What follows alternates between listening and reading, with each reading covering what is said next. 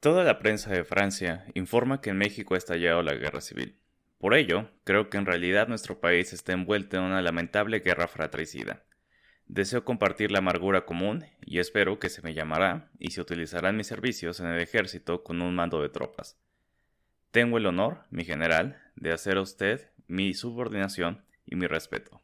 Coronel Felipe Ángeles, Orleán, noviembre 24 de 1910. En contestación al oficio de usted, de fecha 24 del mes próximo pasado, le manifiesto que no hay nada de cierto en lo que la prensa de Francia publica. El país está tranquilo, y si desgraciadamente ocurre algo, se le llamará como usted lo desea. Libertad y Constitución. México, diciembre 13 de 1910. General Cosío.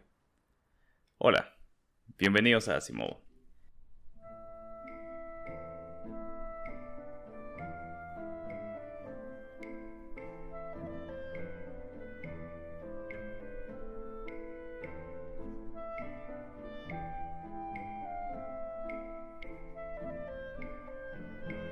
El episodio de hoy originalmente iba a ser ya una continuación de la historia de Felipe Ángeles. Sin embargo, resultó ser bastante más extenso de eso, así que será como otra desviación, hablando en este caso de la revolución de Francisco y Madero.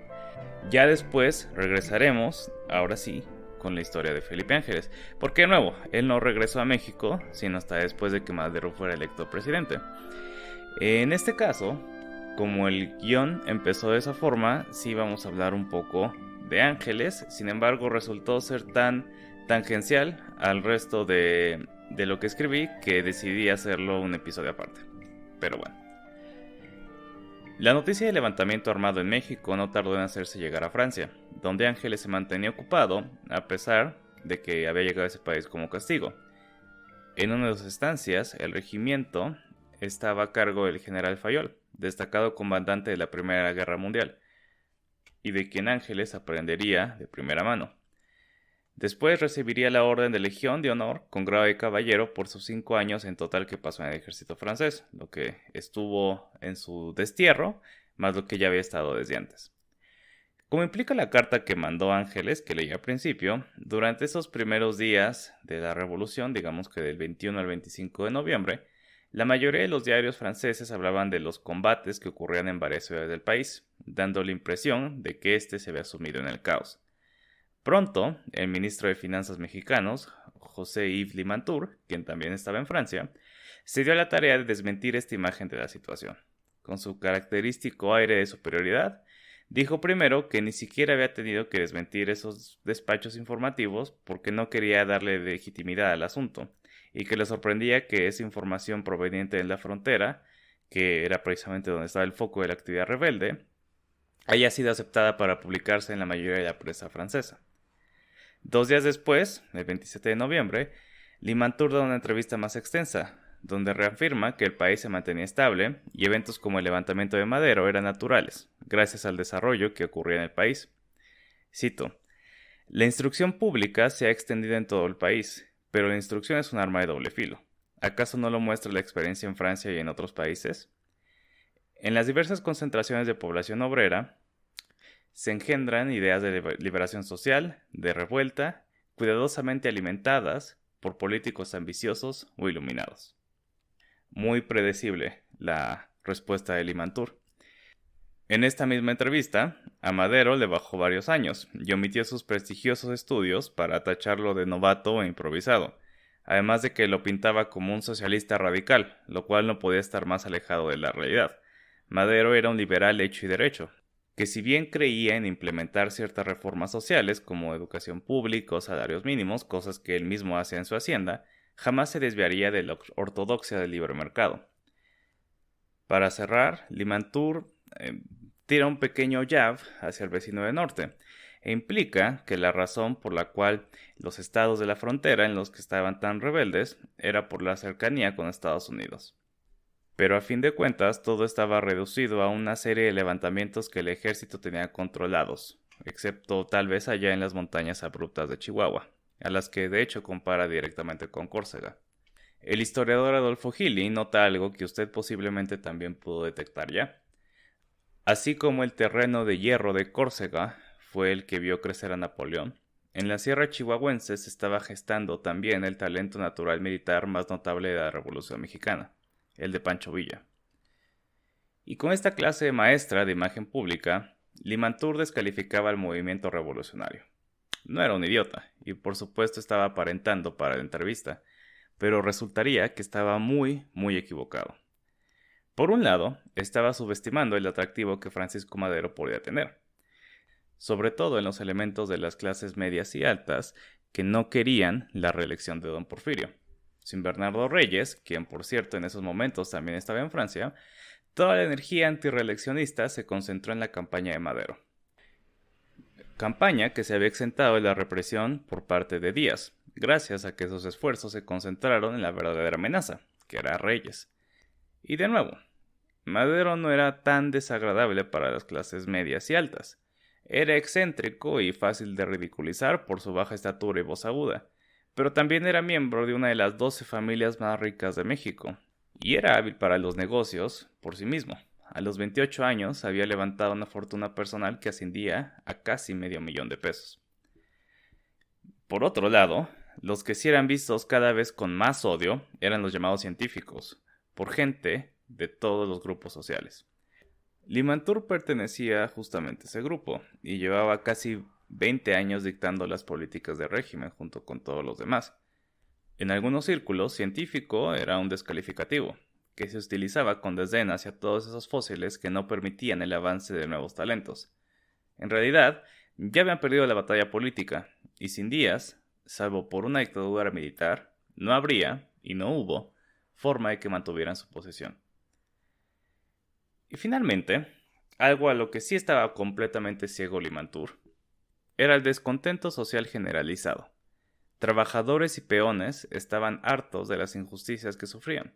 Y cuando se habían levantado, los ejemplos más importantes son las huelgas de Cananea y Río Blanco, la represión había sido brutal. Ellos también serían un receptáculo del mensaje de Madero. Pero ¿saben quién? Si era un miembro de las clases educadas que además estaba en sintonía con el sentir popular y percibía las deficiencias del régimen. Así es, Felipe Ángeles. Y en la carta que envía a la Ciudad de México se deja ver que probablemente tenía una mejor idea de lo que estaba pasando en el país. Además de que probablemente simpatizaba. No llama al conflicto una insurrección que tenía que ser aplastada, sino una guerra fratricida y una amargura común. Irónicamente aquí en el guión tengo escrito que para no hacer el cuento largo voy a resumir cómo sucedió la Revolución Maderista. Sin embargo, el cuento efectivamente se hizo largo, así que aquí vamos. Durante octubre fue publicado el Plan de San Luis, que está fechado el 5 de octubre, que es el último día que Madero estuvo en el país, pero fue terminado y publicado después. En este se desconocen las últimas elecciones durante las cuales Madero había sido detenido arbitrariamente y Porfirio Díaz había de nuevo ganado. Y urge a la población para levantarse en armas y destituir a Díaz. Cito una parte del plan. En cambio de la tiranía, se nos ofrece la paz, pero es una paz vergonzosa para el pueblo mexicano, porque no tiene por base el derecho, sino la fuerza, porque no tiene por objeto el engrandecimiento y la prosperidad de la patria, sino enriquecer a un pequeño grupo, que, abusando de su influencia, ha convertido los puestos públicos en fuente de beneficios, exclusivamente personales, explotando sin escrúpulos las concesiones y contratos lucrativos. Creo que es obvio, porque encontró un público tan amplio. El plan convocaba a tomar las armas el 20 de noviembre de 1910 para sublevarse contra Díaz. La idea era que surgieran distintos focos de rebelión en pueblos y ciudades importantes alrededor del país, donde estaba la fuerza política de Madero, la clase media. Sin embargo, este plan fracasó. Las esperanzas puestas en estos sitios estaban equivocados. La capacidad represora del régimen era total ahí, en ciudades como Orizaba, Puebla, la Ciudad de México, etc. Y los pretendidos revolucionarios en realidad no tenían madera para el trabajo. La mayoría ya tenían una profesión respetable. Eran abogados, médicos, ingenieros y químicos. Y por otro lado, los vínculos familiares y económicos que les daban esas posiciones los ataban a no actuar de manera muy radical. El éxito de la rebelión dependió de su capacidad de transformarse en una revolución rural, donde las formas de protesta colectiva tenían más historia, y la población no tenía miedo de agregar la insignia de bandolero a su reputación. Algunos de ellos ya lo eran. La gente de campo también era menos paciente y no esperaría siempre a la aprobación de Madero para actuar. En el norte, Pascual Orozco, arriero de clase media, y Pancho Villa, bandido analfabeta que allá había cumplido con 2 condenas de cárcel y se había escapado del servicio militar, fueron reclutados por el líder antirreeleccionista de Chihuahua, Abraham González. En el centro estaba Emiliano Zapata, presidente municipal de Anenecuilco. Acomodado, según los estándares bastante bajos de Madero, Zapata decidió mantenerse a raya en la revuelta maderista, pero como la rebelión en el norte avanzaba rápidamente, oportunistas como los hermanos Figueroa empezaron a amenazar desde Guerrero, y el gobierno fortalecía sus cuarteles en Morelos. Zapata decidió entonces establecer una precavida alianza con Madero. Las promesas de libertad y tierra que estaban en el Plan de San Luis convencían a los trabajadores rurales del norte, pero la experiencia pasada de Zapata lo mantenía escéptico. Vale la pena destacar que Zapata ya había peleado por estos ideales antes. Y en realidad, estos son los revolucionarios de los cuales vale la pena hablar. A pesar de que sí fue un conflicto que ocurrió en todo el país, los focos de la rebelión importante, donde además hubo figuras, fueron el norte y el centro. Las fuerzas de Díaz estaban acostumbradas a otro tipo de rebelión y demostraron ser inadecuadas para el levantamiento rural a gran escala que se unió a Madero. Con un alto costo en vidas por su falta de equipamiento y organización, los rebeldes, aún así, lograron fracturar la Pax Porfiriana en el norte. En abril de 1911, fuerzas maderistas sitiaban Ciudad Juárez, una vital ciudad fronteriza. Esto llevó al gobierno de Díaz a la mesa de negociación, pero obviamente lo que querían ambas facciones era irreconciliable. Díaz no iba a dejar la presidencia, y los maderistas no se conformarían con otra cosa. Las negociaciones se atascaron. 3 semanas después, Pascual Orozco y su gente comenzaban a desesperarse. Resentían la falta de acción y las provisiones se hacían escasas. Entonces, sin el permiso explícito de Madero, atacaron la ciudad, tomándola el 1 de mayo. Ciudad Juárez se convertiría en la capital provisional del gobierno de Madero, en donde nombraría su gabinete, ganaría cada vez más legitimidad y además sería capaz de recibir armamento directamente desde Estados Unidos. Esto llevó al gobierno a inmediatamente tratar de llegar a un acuerdo, pero esta vez la presión sobre Díaz sería demasiado grande. La derrota en Juárez demostró que las ciudades protegidas por tropas federales no eran invulnerables. Entonces, en realidad más que la táctica militar estrictamente, lo que se ganó en Juárez fue quebrar la mística de estabilidad y fuerza que el régimen porfirista había fomentado alrededor de sí mismo. Enfermo y fatigado, Porfirio Díaz dejó el poder el 21 de mayo de 1911 a las 10 de la noche. Se acordó que Francisco León de la Barra, diplomático católico y conservador, pero independiente del círculo de los científicos, asumiría la presidencia, y se llevarían a cabo elecciones después ese mismo año. Antes de partir al exilio, Díaz famosamente pronunció: Madero ha soltado un tigre, veamos si lo puede controlar. Pero, ¿cuál era su plan de todos modos? Porfirio Díaz había hundido a la mejor opción de darle continuidad a su sistema, y de darse a sí mismo un fin triunfal. Bernardo Reyes era básicamente su mini-mí, pero prefirió verlo exiliado que esperando recibir la corona. ¿Creyó que iba a vivir para siempre? ¿O por lo menos lo suficiente para descubrir qué hacer? Pero bueno, a fin de cuentas tenía razón. Tras 35 años de dictadura, el país tendría que ser reorganizado y reencauzado. Todos los egos de todos los distintos gobernadores y administradores tenían que ser manejados, y el pesimismo cínico de Díaz demostraría ser profético. Pero no tenía que ser así, y la conducta de Madero en el interregno daría pistas de lo que sería su fallida presidencia. Mike Duncan la describe como disgustar a sus amigos en un esfuerzo por complacer a sus enemigos. Las cosas llegarían ahí, pero todo parecía tener motivos más racionales. Como líder nacional, Madero ahora se encontraba en medio de los gobiernos del antiguo régimen, que querían salvar a su posesión, y los revolucionarios radicales, que querían reformar el gobierno. Su revolución comenzó para restaurar la promesa de la Constitución de 1857, no para crear un mundo nuevo, y los límites de su proyecto político se volverían obvios para aquellos que tomaron las armas con la esperanza de más. Por otro lado, Madero tenía una idea de quién era el tipo de persona que debería encabezar el gobierno, y los rufianes, los deseducados, La gente de campo que tenía siguiéndolo no cumplían con la descripción. Un pequeño problema con esto es que esa era la gente que acababa de ganar la guerra por él. Al momento de formar un gabinete interino, solo un revolucionario original del Plan de San Luis sería escogido. El resto eran del viejo régimen, parientes de Madero, lo cual no necesariamente quería decir que fueran maderistas de convicción, y antirreeleccionistas, pero de tendencia más conservadora que popular. Esto desconcertó a muchos maderistas, incluso si no eran tan radicales, como el moderado Robles Domínguez, quien advirtió que era una revolución a medias. Entonces, veamos algunos de esos casos en los que Madero está creando situaciones que le pasarían factura en el futuro cercano. Algunas justificables y otras inverosímiles. Durante la campaña presidencial de 1810, la dupla del Partido Nacional Antirreeleccionista era Francisco Madero para presidente y Francisco Vázquez Gómez para vicepresidente.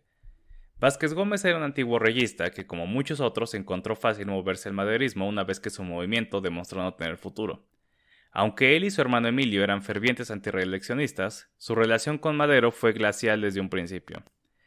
Emilio Vázquez Gómez fue secretario de Gobernación en el gobierno interino de León de la Barra, pero fue reemplazado antes de que cumpliera su término. En lugar de repetir la misma fórmula para las siguientes elecciones, Madero disolvió el Partido Nacional Antirreeleccionista y formó el Partido Constitucional Progresista. Veía esto como el inicio de la democracia que debería imperar ahora en México. Su partido debería operar con base en ramas locales a través del país, con elecciones primarias y una junta nacional que acordara el proyecto que presentaría para las elecciones. Pero dado que todo esto venía después del éxito de la revolución, el partido tenía más bien un aire de oficialista, donde se acordaba lo que el caudillo quería. A pesar de ser un periodista joven y poco reconocido, Pino Suárez fue nombrado candidato a vicepresidente. El proceso fue limpio. En la convención los votos se dividían entre Suárez y Vázquez Gómez. Pino Suárez salió exitoso tras un discurso fogoso por parte de Madero. Pero lejos de la Ciudad de México, la noticia no fue bien recibida. Parecía una decisión oficialista, similar a cuando Porfirio Díaz alienó a Bernardo Reyes, y además estropeó las esperanzas vicepresidenciales, que por tanto también eran presidenciales para dentro de 4 años, de Francisco Vázquez Gómez. Para algunos historiadores, los Vázquez Gómez eran revolucionarios más genuinos que Madero, que al momento de la victoria vieron más por la gente de clase baja que los apoyó. Jesús Silva Herzog encuentra fallas en el carácter de ellos, más no en su ideología. Pero para otros, como Alan Knight, su actitud era más bien oportunista. Dice que veían a esa gente movilizada como un vehículo para sus propias ambiciones. Francisco Vázquez Gómez recuerda que tras haber salido su hermano Emilio del gabinete, Madero le dijo: «Ya ve usted, ahora el Ministerio de Gobernación es una oficina decente», mientras que cuando estaba su hermano no había más que pelados. A lo que contestó: «Ahora los llama usted pelados, pero durante la campaña los llamaba correligionarios. Pues a estos que usted llama pelados se debe el triunfo de la revolución, y a ellos les deberá ser presidente de la República». Sea completamente cierta o no esta anécdota, creo que demuestra que sabía por dónde se podía atacar a Madero, al mismo tiempo que podía alardar de su virtud. Además de que el mismo Madero no se ayudaba. Prontamente fue señalado por la opinión pública por nepotismo, y con justa razón. En el gabinete estaban 2 familiares suyos. Su hermano Gustavo era de los más importantes jefes del nuevo partido. Su hermano Raúl era general con mando de tropas, y su padre y otros familiares tenían en mayor o menor medida influencia sobre la política nacional. Por un lado, los Maderos siempre fueron influyentes y numerosos. Francisco tenía 14 hermanos. Y por el otro, de la gente con cultura alta o media, solo en su familia sentía que podía confiar plenamente, y que no fueran unos antiguos porfiristas esperando el momento de regresar a lo anterior. Otro descontento importante era Pascual Orozco. Si hubo un héroe popular en la primera etapa de la Revolución Mexicana fue él. Su entrada triunfal en Chihuahua fue más concurrida que la de su mentor, Abraham González. Montañas, cuarteles, clubes democráticos eran nombrados en su honor. Se fabricaban cucharas conmemorativas de su figura y se dice que las mujeres se le ofrecían libremente. Todo esto sirvió para inflar las expectativas y el ego del antes arriero. Llegó al punto al que se montó un esfuerzo para nombrarlo a el gobernador y no a González. Fue algo prematuro porque, y esto es importante, no tenía ni 30 años. Obviamente, de nuevo, su ego se infló y ya no esperaba nada menos que ser secretario de guerra, aunque también para esto era demasiado joven y poco educado, y además de todo, propenso a subordinarse. Así que probablemente por una combinación de todas estas razones, y porque Madero estaba agarrando el hábito de hacer enojar a sus amigos, fue que no solo no recibió un gran puesto, sino que fue relegado a ser jefe de los rurales en Chihuahua, un policía de mejorcito rango. En Morelos, la rebelión rural y Zapata se encontraban en una situación más y más peligrosa. Todavía desde Guerrero, los hermanos Figueroa, que de nuevo, al no quitar las estructuras del antiguo régimen, seguían siendo una amenaza, y querían extender al norte su zona de influencia para hacerse con todo el centro-sur del país. Junto con otras fuerzas conservadoras, ellos conspiraron para sentar a Juan Carreón, simpatizante y protector de los hacendados, en la silla de gobernador. Madero eventualmente llegó al estado y lo recorrió a petición de Zapata, para explicar el origen de su revolución y sus demandas. Coincidió con muchos puntos y empezó a proponer soluciones, pero se negó a retirar a Carreón y pidió que el ejército revolucionario de 4,000 hombres fuera disuelto. Una vez ganada la revolución, el ejército federal debía regresar a encargarse de la seguridad del estado. Esto no inspiró mucha confianza en Zapata, quien ya había dejado claro a Madero que ellos soltarían las armas cuando las razones por las que ellos se habían levantado fueran resueltas. Pero eventualmente Zapata se convenció de la integridad de Madero, la integridad personal de Madero, y lentamente empezó a desmovilizar a sus hombres. Solo para dejar las cosas claras, hasta el momento, Madero todavía no es presidente, pero obviamente es la persona más influyente en México. Hay un gobierno interino encabezado por Francisco León de la Barra, y en estos momentos se están haciendo decisiones para lo que va a ser la presidencia de Madero, que está básicamente asegurada.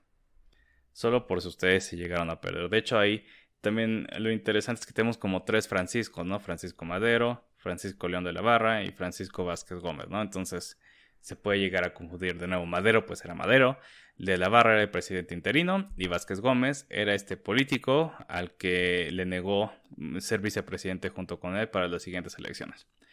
Pero regresando, no solo había descontentos, también estaban los que estaban demasiado cómodos para lo que acababa de pasar. Todo el régimen estaba lleno de figuras que la gente odiaba probablemente bastante más que a Díaz. Muchos eran militares. Pero cuando Madero llegó al poder, algo que no hizo fue quitar a los altos mandos del ejército o incluso darle legitimidad al ejército que le había dado la victoria a él. Entonces, para mucha gente, en realidad las cosas no habían cambiado básicamente nada. Cuando Orozco entró a Chihuahua, un doctor de ahí le dijo: dígale usted a don Francisco que aquí todavía tenemos no sé cuántas armas y no sé cuánto parque, por si quiere ir a darle unos cueros a los federales, si todavía quiere. Y entrarían en posiciones muy importantes gente como Victoriano Huerta, un ávido creyente en la mano dura de Díaz, que se había retirado, pero pidió entrar al ejército de nuevo cuando explotó la revolución. Entró bastante tarde, su única misión fue escoltar a Díaz hacia Veracruz para el exilio, pero, o sea, tienes ese tipo de personas, ¿no? En tu círculo más cercano, que la gente que acababa de ganar la guerra por ti, o que claramente tenía mucha más simpatía hacia ti. Y el caso más inexplicable de todos es que Francisco Madero permitió a Bernardo Reyes regresar al país.